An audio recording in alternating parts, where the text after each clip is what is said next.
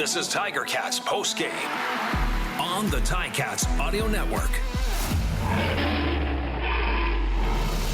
A long day in Montreal comes to a conclusion with a 25-22 loss for the Hamilton Tiger Cats. Travel to Montreal, play a game, and then right back on the charter flight back to Hamilton will these Tiger Cats go, because now it is the evaluation time for the coaches.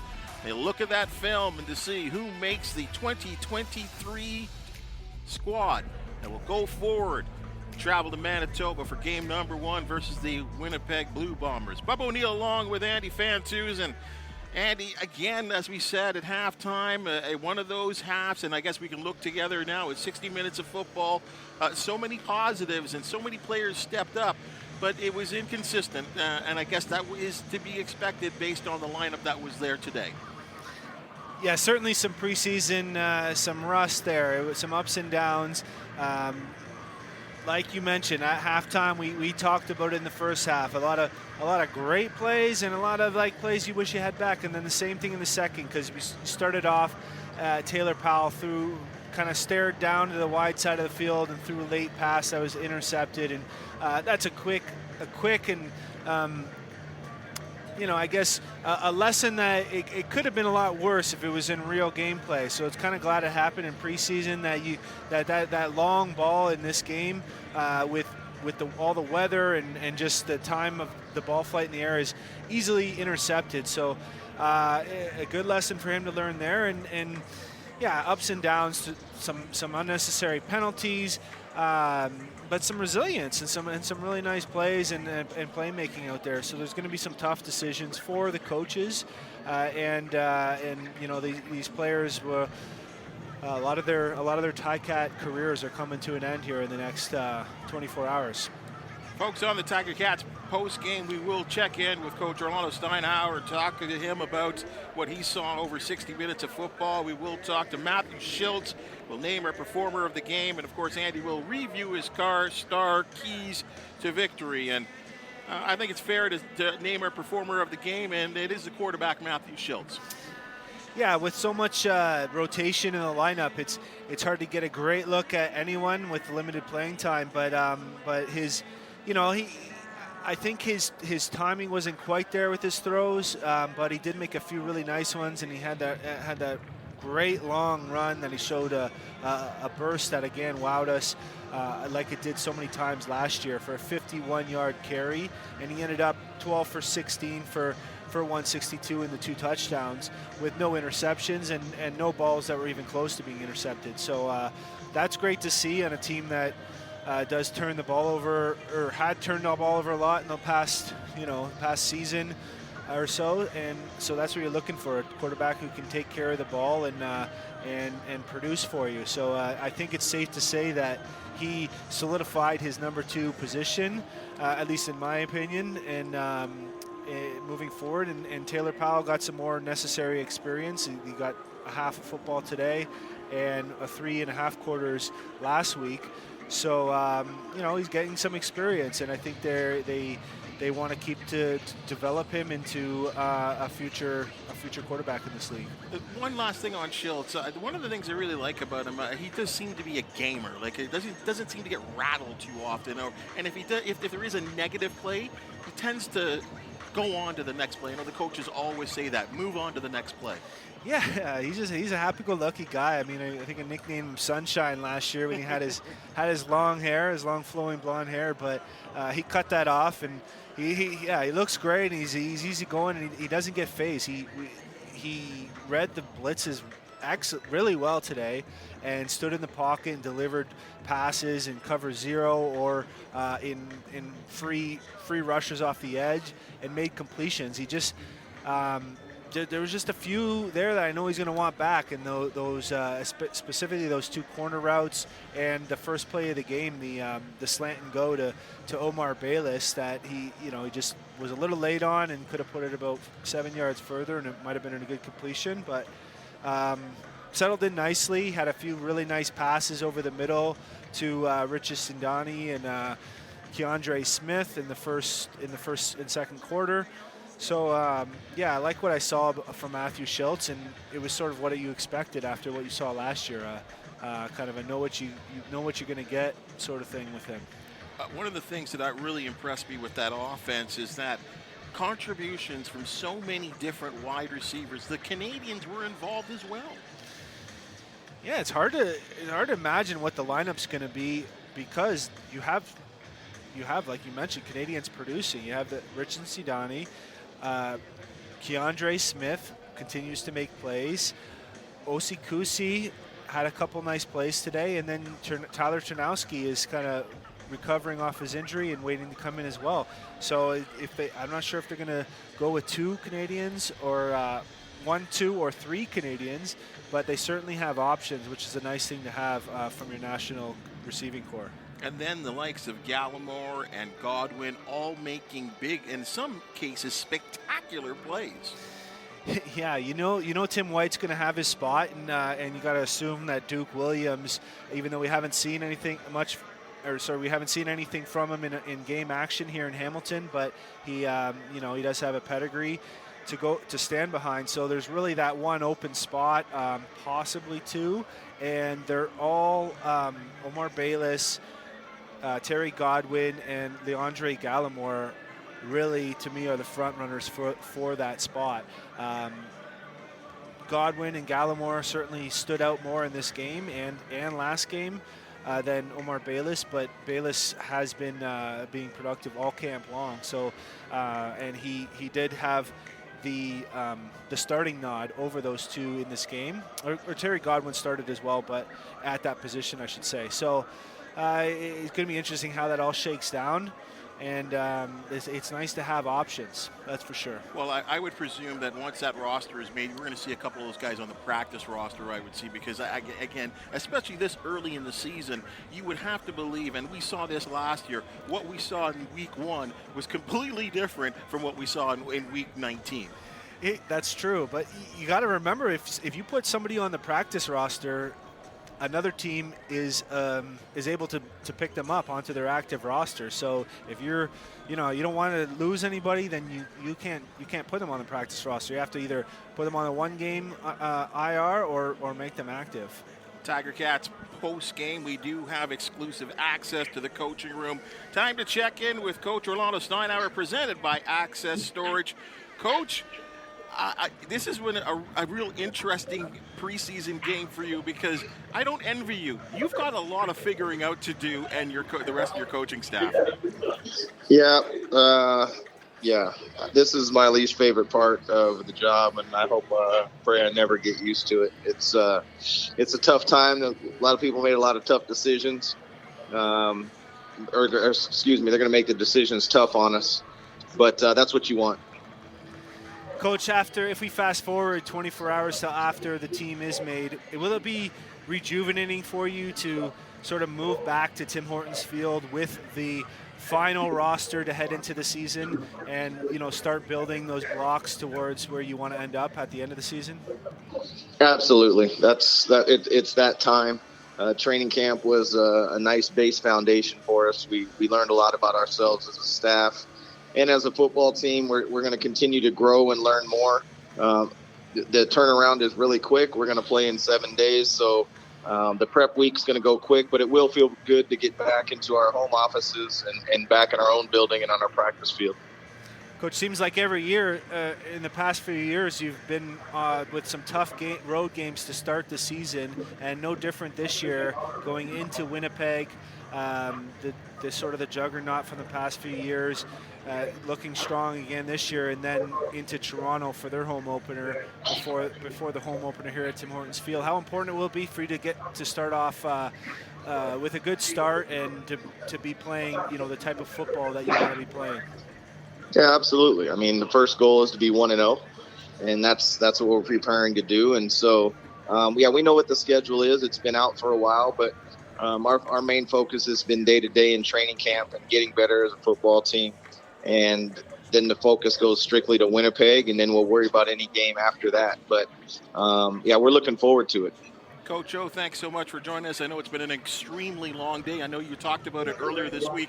It's only a couple times in your career where you've traveled, played, and then come back all in the same day. So safe flight back, and guess good luck with what we would look forward to. I believe 10 o'clock Saturday is when the roster has to be made.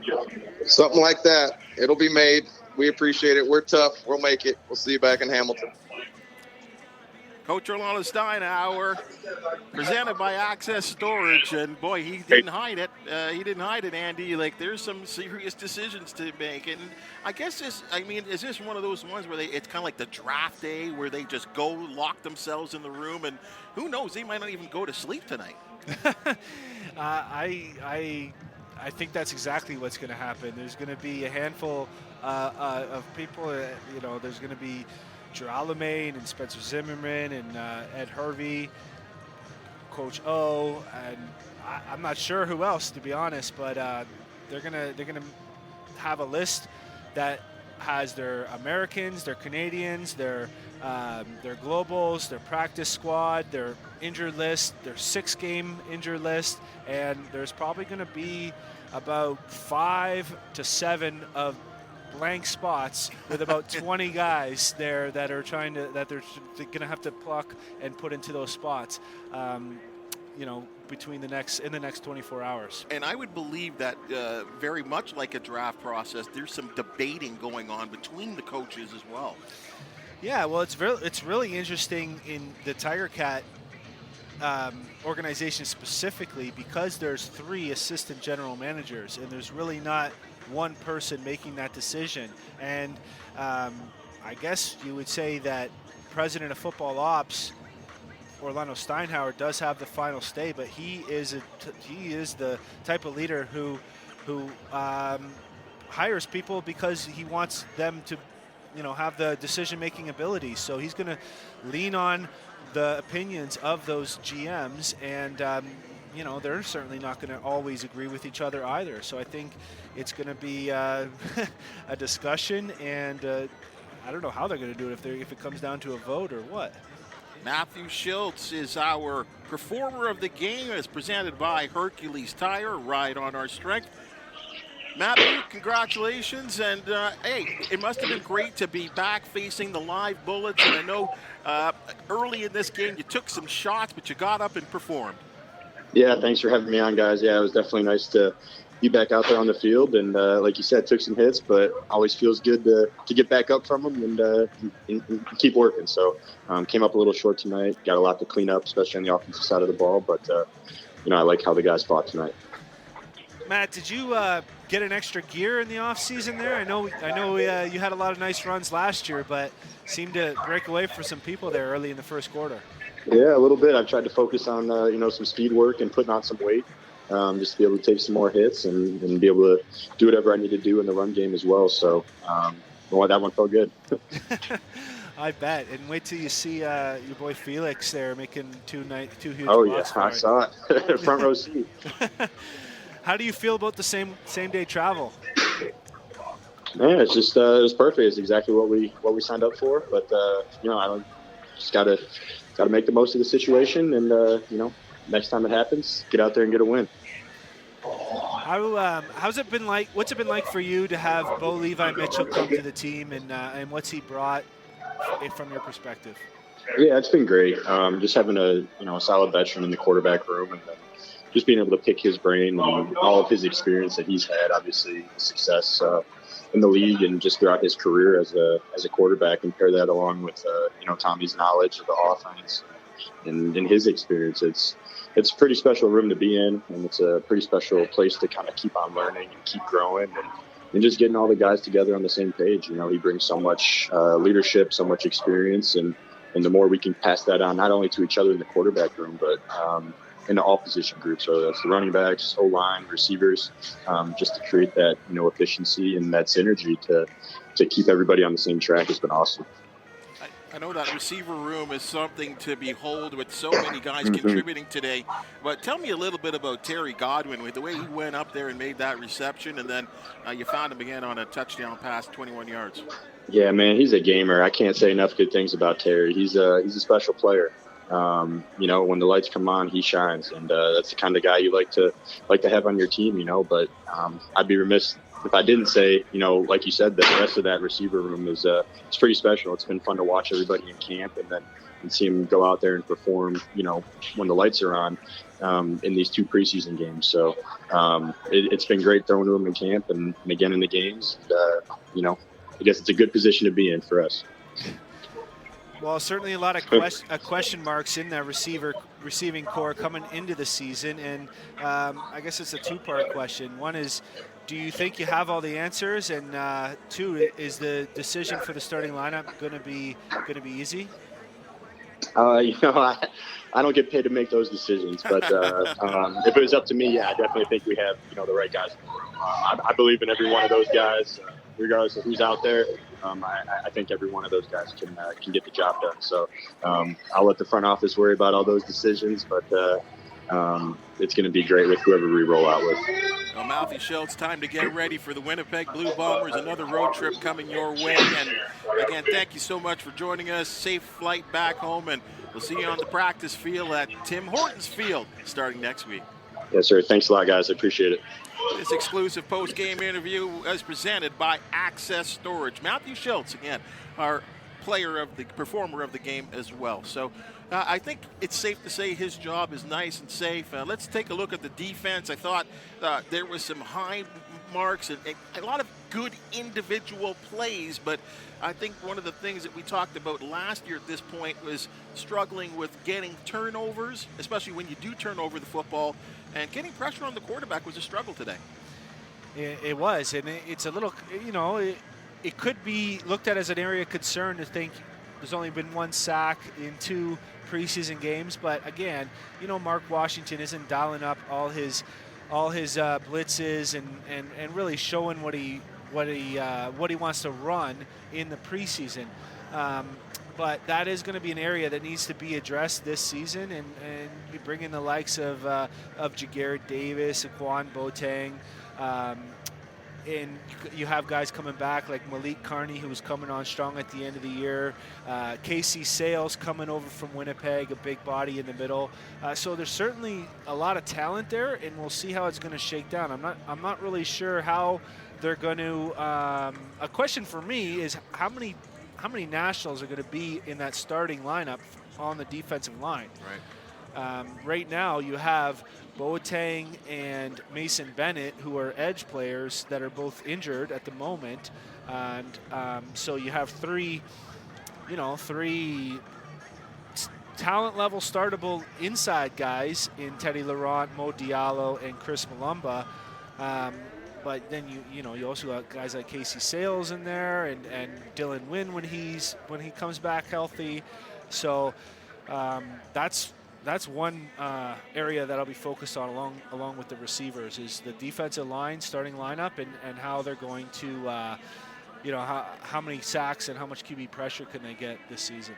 We did see a little bit from that secondary, and we talked about off the top of the broadcast and the pregame show that there were some regulars back there. But again, based on the fact, and we've said this 1,000 times, that in the CFL, because of the width and the length of the field, if you don't get that good push up front, it doesn't matter how good your secondary is, they're going to have yards piled up against them. But again, as I'll bring up, as I said at halftime, bend but don't break. Yeah, and I think the secondary's done a pretty good job of that. Overall, they've been sure tacklers, which is very promising. You don't want to see your DBs giving up extra yards or touchdowns from missed tackles, and this is without their starting linebackers, which on paper in the past few seasons have been the best linebackers in the league. Simone Lawrence, Jameer Thurman, Chris Edwards. So you put all that crew together and get some pressure going, you got a dangerous looking defense there. Perfect time for us to review Andy's CarStar keys to victory, and let's see if it's a pass or a fail, my friend. Yeah, well, kind of subjective this week. It's always tough in the preseason, but play fast was number one, and I think they did play fast. I think they were playing hard. You saw, I was really impressed with the waggles from the wide receivers. there were a few offsides, a few too many offsides. Yeah, but Terry Godwin had one that was 20 yards offside. Yeah, I didn't even realize until he was past the free safety. But it's I love seeing that. As a guy who was really made a living on the waggle, I thought that seeing these guys run that hard at the line of scrimmage was very promising, and that's just only part of it. How many times do we talk about Flowers Lloyd being down and Cray Jr. being down on punt team so fast and making the tackles? I thought they played really hard with a lot of effort, so I'm going to give that one a pass. Number two is timing, and I with the offsides, with the lack of sacks, the interception that was late, a late read and throw, and the couple miscues by both Powell and Shiltz. I'm gonna kind of lean towards a no on that one because it just didn't seem to quite click. But it is the preseason, and I'm sure there's areas that the timing and the execution was there, just hard to notice like on a first glance. I think you can also add on that late drive there, or at least we're trying to get that tying drive, the midfield snap from Ben Kozawara. I mean, who probably shouldn't be playing center at that point in the game. It might have been Fontana based on the fact that he was injured. There was clear miscommunication there. Timing wasn't there. Yeah, exactly. Good call. Yeah, I'm not. Hard to be tough on him, but yeah, it does add to your point. It's frustrating way to end the game, that's for sure. On just a miscommunication like that, no doubt about it. Turnovers. Well, we didn't create a turnover, and we did throw the interception, and as well as that third down, fail. So another loss in the turnover department. That the interception was a bad one. Ball security was better this week. I didn't see any fumbles or anything that was close to a fumble, so that was promising to see.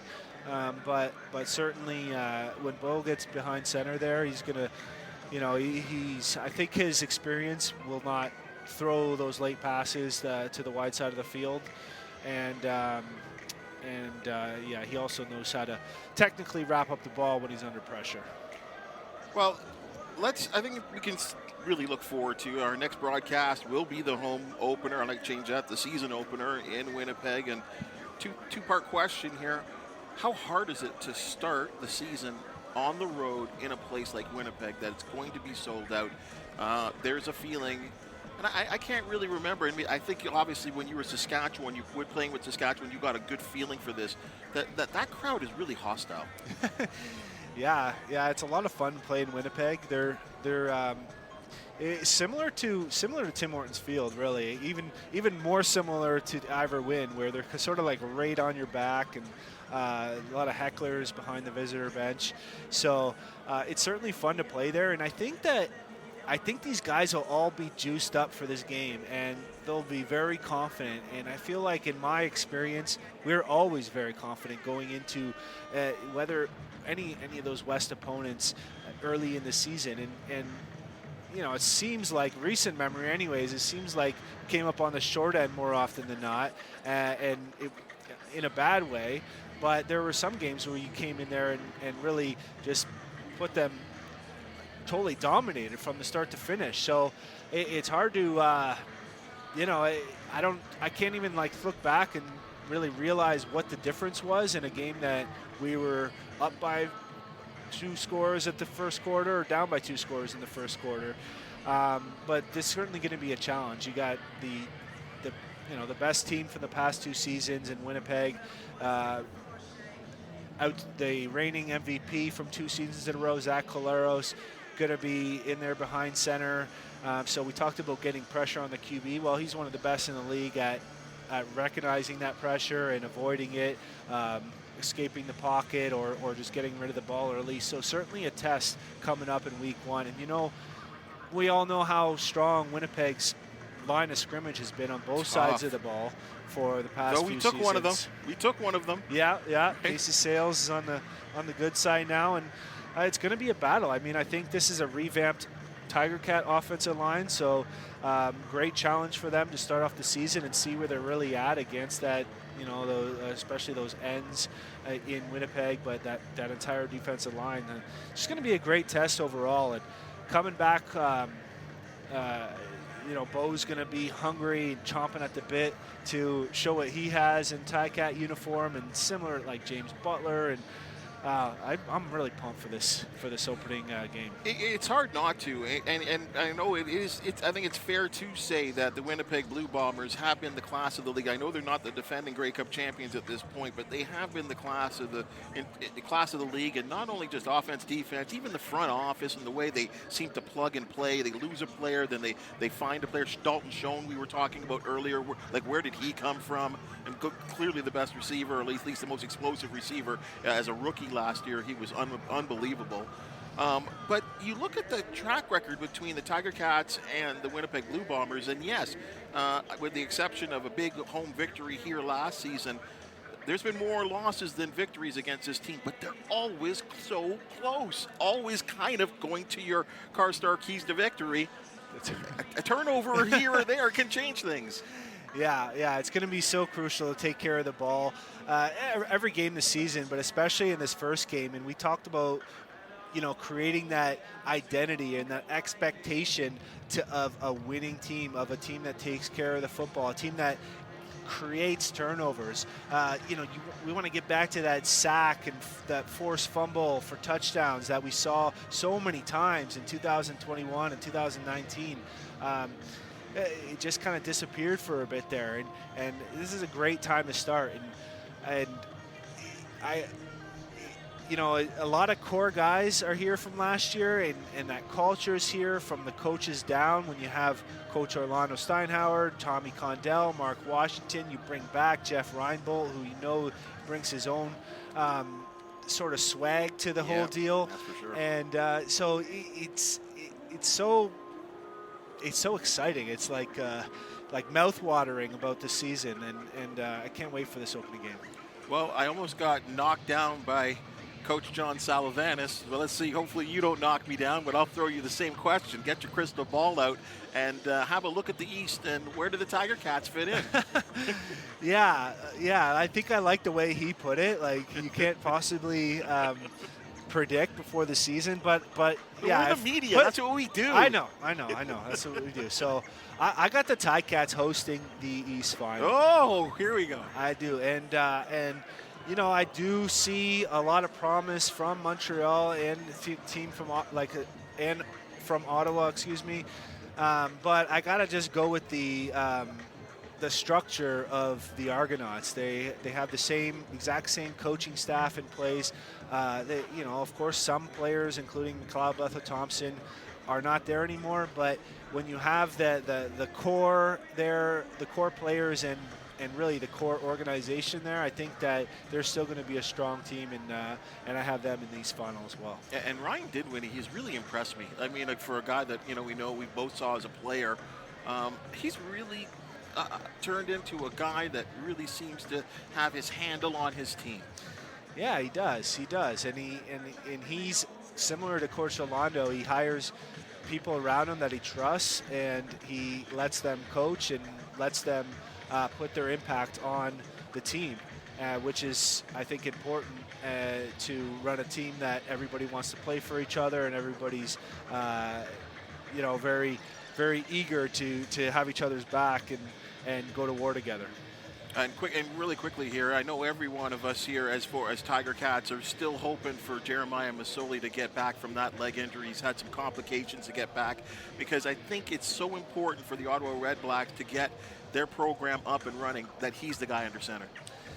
Yeah, I agree. And I know if he can come back and get healthy, and they can get some home wins there and get back to form when Trevor Harris and Henry Burris were there a few years back.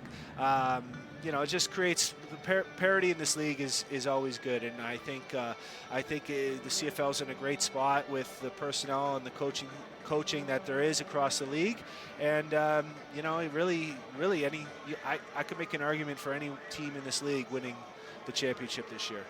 25-22, the Tiger Cats suffer that 3-point loss at Molson Stadium in Montreal.